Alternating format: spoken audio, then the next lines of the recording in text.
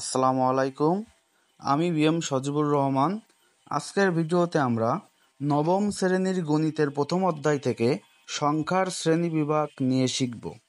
সংখ্যা কী এবং কিভাবে সংখ্যা ভাগ করা হয় সেটা সহজ গাছের সাহায্যে আপনাদের বোঝাবো।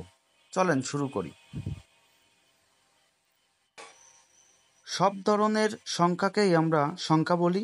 এখন আমরা সংখ্যাগুলোকে দুই ভাগে ভাগ করব: বাস্তব সংখ্যা ও অবাস্তব সংখ্যা।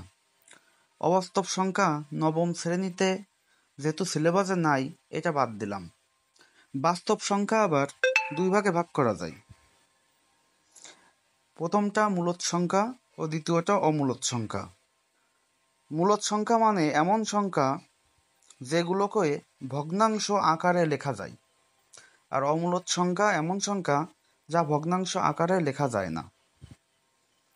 যেমন অমূলদ সংখ্যা 1/√3, 1/√5, এইগুলোকে ক্যালকুলেটারে চাপ দিয়ে দেখবেন আপনারা, এগুলো আসলে কোনো ভগ্নাংশের কোনো স্থির মান থাকে না, সেজন্য এগুলো ভগ্নাংশ আকারে লেখা যায় না। অপরপক্ষে মূলদ সংখ্যা যেমন 1/2, 3/4, 1, 2, এই সবেরই একটা স্থির মান থাকে এবং এগুলো ভগ্নাংশ আকারে লেখা যায়। আপনারা ভাবতে পারেন যে 1, 2 এগুলো তো পূর্ণ সংখ্যা, তাহলে এইগুলো মূলদ সংখ্যা কিভাবে, এগুলো কিভাবে ভগ্নাংশ আকারে লেখা যায়? আমরা জানি প্রতিটা সংখ্যারই লব ও হর দুটি ভাগ থাকে। এখানে প্রথমে যেমন লেখা আছে 1/2, এখানে 1 হলো লব, 2 হলো হর, এবং এইভাবেই ওই 3/4 এর পরে 1, 2 লেখা আছে, 1 এর নিচে কোনো কিছু না থাকলে আমাদের ধরে নিতে হবে ওখানে হর হিসেবে আমাদের 1 আছে। এখন হর হিসেবে যদি 1 থাকে তাহলে সেটা না লিখলেও চলে। আচ্ছা, মূলদ সংখ্যা আবার দুই ভাগে ভাগ করা যায়। একটা প্রথমটা পূর্ণ সংখ্যা, দ্বিতীয়টা ভগ্নাংশ। পূর্ণ সংখ্যা আবার দুই ভাগে ভাগ করা যায়। প্রথমটা শূন্য এবং দ্বিতীয়টা প্রাকৃতিক সংখ্যা। প্রাকৃতিক সংখ্যা বলতে আমরা বুঝি 1, 2, 3, 4 শূন্য বাদে যা আছে। আচ্ছা, ভগ্নাংশ আবার দশমিক সংখ্যায় প্রকাশ করা যায়। যেমন এখানে ভগ্নাংশ আছে, প্রথমে আছে হলো 1/2।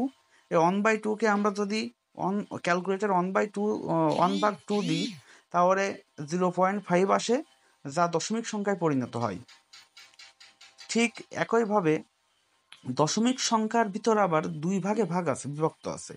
একটা প্রথমটা হলো অনাবৃত সংখ্যা, দ্বিতীয়টা হলো আবৃত সংখ্যা। অনাবৃত সংখ্যা বলতে আমরা বুঝি যার শেষ আছে।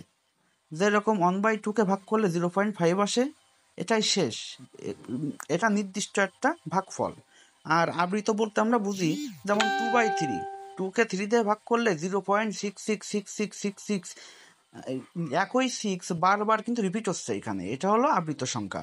যদি আপনাদের ভিডিওটা ভালো লাগে তাহলে অবশ্যই আমার Facebook page math with Sajibur like করবেন এবং সাথে আপনারা